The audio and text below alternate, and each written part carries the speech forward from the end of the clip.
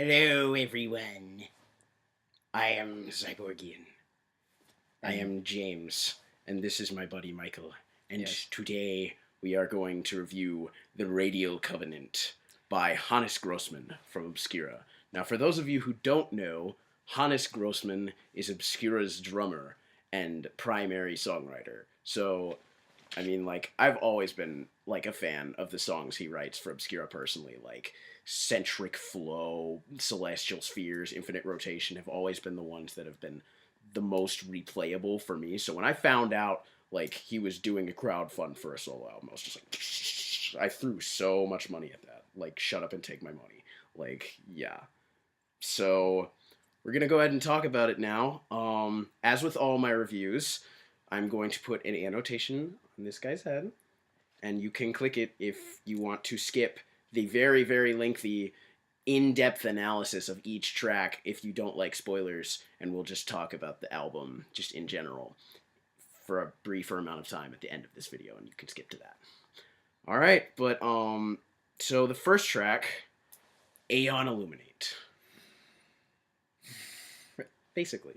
Aeon Illuminate. Just what I love a lot about this piece in general is how it just kicks right into it, and throughout it, it uses all of the best elements of the pieces he's written for Obscura so far. Just as one example, it's got that just going straight into that main idea at the beginning, like Anti-Cosmic Overload does without, the intro, and then the outro is just, it's, really lengthy and epic, and just spins that riff like Centric Flow does. And another thing, and this is one of my favorite things about Hannes's music in general, is he is the master of contrast in tonality. There's a part in the middle where it's just got this super gorgeous, beautiful melody, and with a slightly clean sung line over it, and then it goes into these really dark, just twisted, heavy stuff. And another thing, after that, you hear Hannes himself do a guitar solo. Now, Christian Münzner is the one who does most of the solos for Obscura, along with Stefan Kummerer doing a few as well. But Hannes plays drums in that band, so he doesn't get to solo. It's really cool hearing his lead style in this song, I find. And is there anything you wanted to say really quick? The one thing for Aeon Illuminate for me was the fact that when it first starts, it's just so abrupt. It just punches you in the face, and you're just completely unexpected to the super explosive and progressiveness of the song. And one thing I'd like to make a note of is the 3:35 mark. It's just the dynamics and the clean vocals. It's just amazing, godly. Yeah, for sure. And then that goes into the song Alien Utopia. And what I found about this song in particular is that, well, before Omnivium came out, I think there was an interview with Christian and Hannes where they were saying, Cosmogenesis was really complicated, but we wouldn't mind going in a direction where we, go less complicated, maybe a little bit more just focused in, fitting in a groove and, making the songs just stick even more, you know? But, Omnivium wound up being, really complicated and melodically just embellished with all the notes going on, but I feel that made it even better than Cosmogenesis personally. But this song, Alien Utopia, it's based in that that kind of groove, and it just works really well. But then Christian actually does a solo in this song, and I find that it really contrasts well with this sort of a little bit more laid back Obscura sound. You're used to hearing him after these, you know, but then it just he comes in and just goes nuts, and it adds a really great contrast. And there's also a part in the middle where it's just okay, if you guys like Obscura and you are watching this, please check out Non-Euclid. There's a part in the middle that is just these clean, crazy, dissonant sort of polytonal chords that it's just ooh, it's really alien, like Alien Utopia suggests. Totally. But on a note for the solo, I must say, is just completely astronomical in Alien Utopia. It's I could not help but Obscura's music in general is. Totally. But I just could not help in this solo, but it's just it's just astronomical. There's no other word of putting it. Yeah, for sure. And then it gets even more heavy and just Yeah, like, yeah, and it's like, in the sorcerer. Oh my god.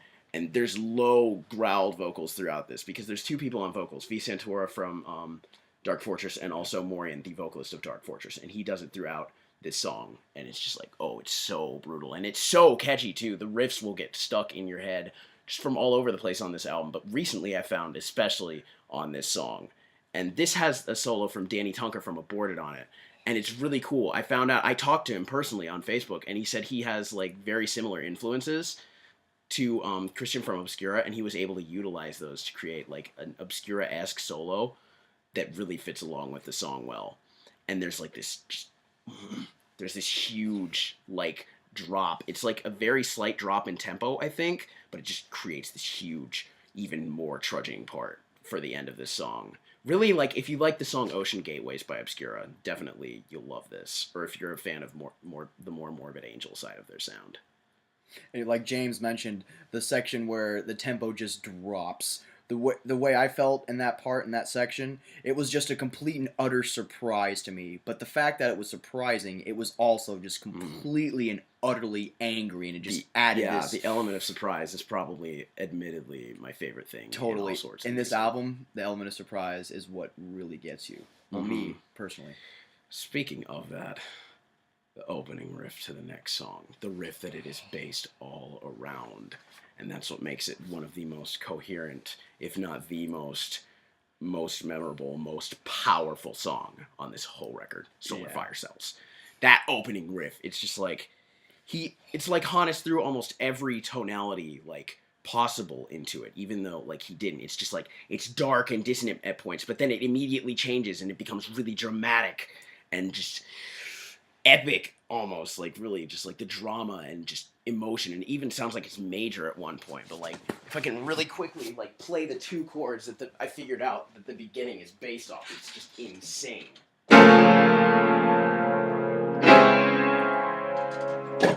So yeah, fucking nuts. Honest favorite riff of yours that I've ever heard. Unbelievable shit. And just there's a part towards the end where Florian Magnus Meyer, who is basically the same person as Morian on the credits on this album, in case you didn't know, he uses his like flamenco influences that he learned at the conservatory he went to, and like plays the main riff through that. And there's also a fretless guitar solo, 6-string guitar, and it's just like everyone who listens to Obscura knows how the fretless bass really makes the songs and their sound stand out, but this is just like taking it to a whole nother level. This song takes the sound that Hannes is able to convey to a whole nother level, like the chords in the main riff. Oh, I'd love to hear more of that. Totally.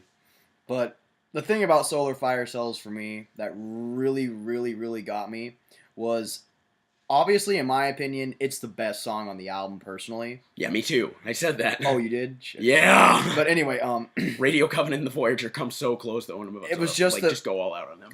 It was just the reason for me why it's the best album. I mean, the best song on the album is it was just the fact that it has this amazing keyboard solo. Oh yeah, like there's this keyboard solo after the fretless guitar solo. It's just beautiful. And it's just amazing. It creates such a lucid vibe in the song, and it's like you can't help but like, you know, be entranced by it. It's like, yep.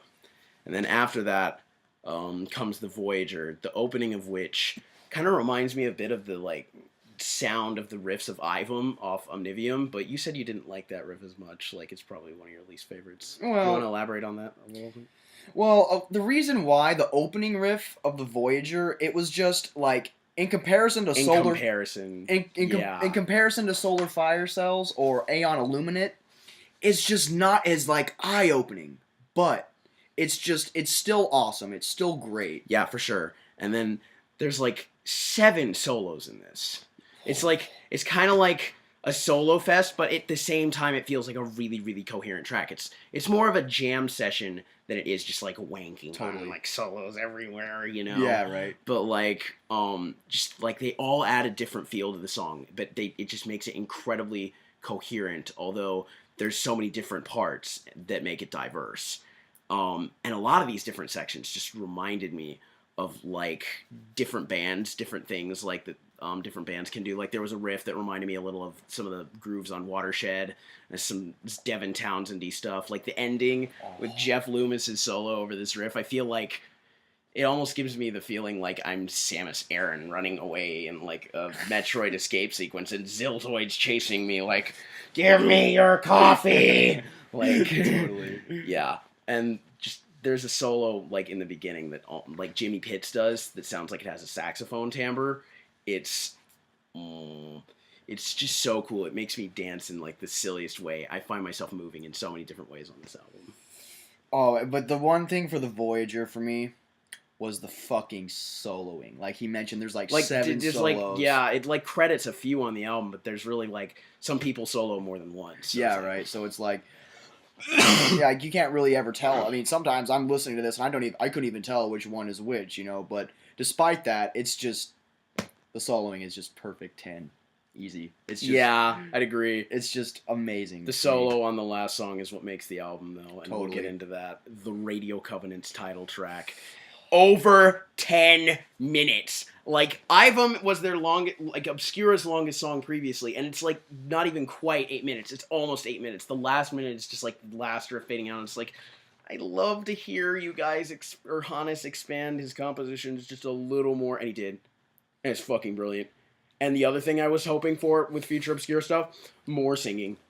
And it is so infectious. It is so infectious. Not like in a poppy get stuck in your head way, but it's moving. It's moving. It is so moving. Just like you said. It's like, and the fact in the title track, it's, at first, it's easygoing. But after a while, it just gets so menacing and so That's like... so true. I will fully agree with that. And the transition at about 4 minutes and 50 seconds in, it blew my mind. I mean, I was like, it was just amazing to me. Like, the title track, yeah, easily second favorite song. Yeah, me too.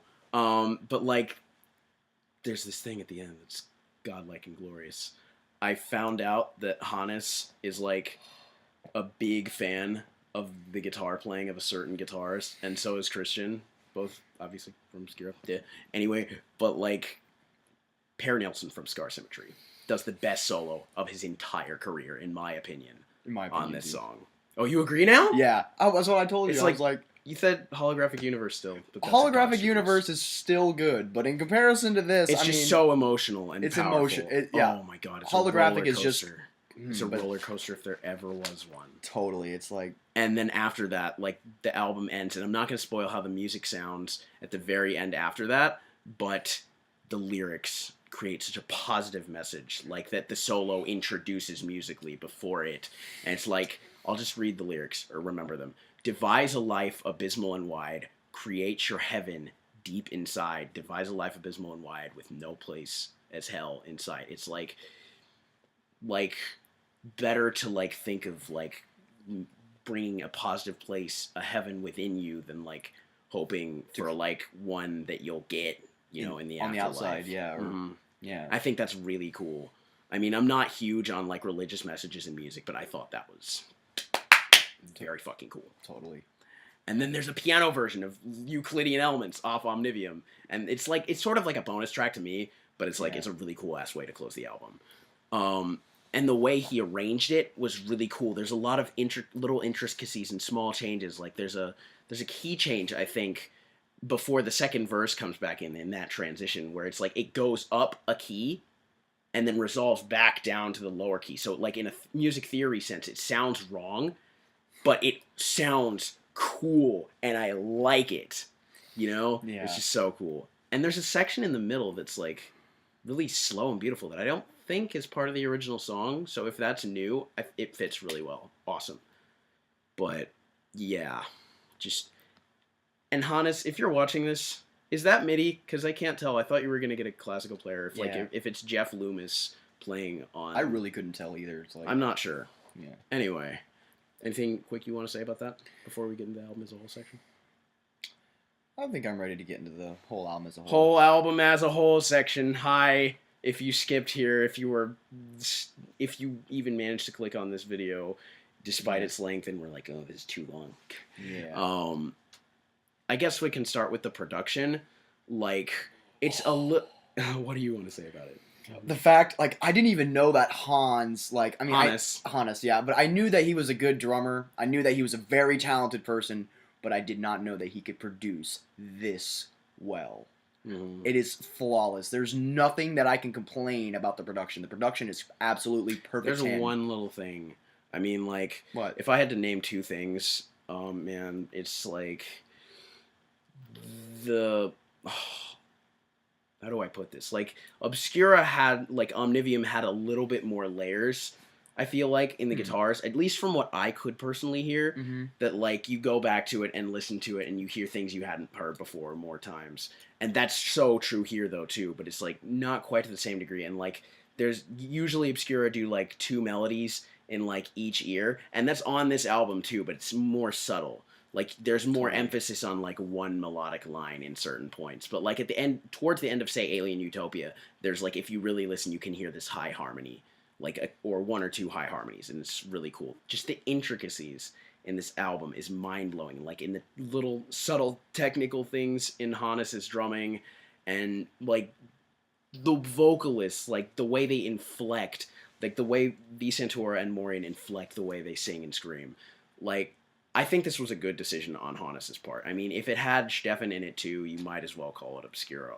But having V. Santora do the highs mostly and the singing, and Florian Magnus Meyer do the low growls, that really works because I think they're both more full. They have a full sound in each of those respective things. Like, about the vocals, I'd have to say, they... At first, I was skeptical. When I first heard the album all the way through, I was skeptical. But after a while, Florian really rubbed off on me. He has a very unique style. Very dark. And it's just perfect for the genre. And perfect.